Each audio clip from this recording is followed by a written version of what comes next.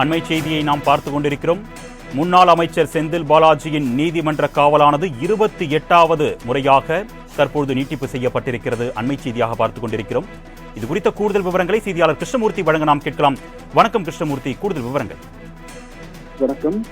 சட்டவிரோத பண பரிமாற்ற தடை சட்ட வழக்கில் கைதான முன்னாள் அமைச்சர் செந்தில் பாலாஜியின் நீதிமன்ற காவலை மேலும் ஒரு நாள் நீட்டித்து சென்னை மாவட்ட முதன்மை அமர்வு நீதிமன்றம் இன்று உத்தரவிட்டிருக்கிறது.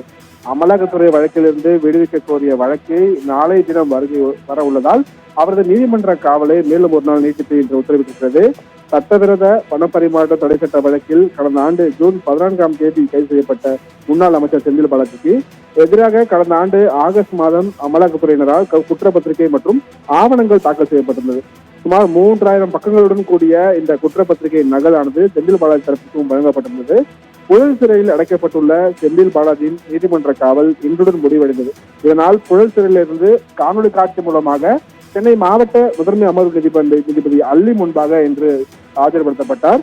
இதனையடுத்து செந்தில் பாலாஜியின் நீதிமன்ற காவலை மேலும் ஒரு நாட்கள் நீட்டித்து நீதிபதி அல்லி உத்தரவிட்டிருக்கிறார். இதன் மூலம் செந்தில் பாலாஜியின் நீதிமன்ற காவலானது 28வது முறையாக நீட்டித்து உள்ளது குறிப்பிடத்தக்கது. விவரங்களுக்கு நன்றி கிருஷ்ணமூர்த்தி.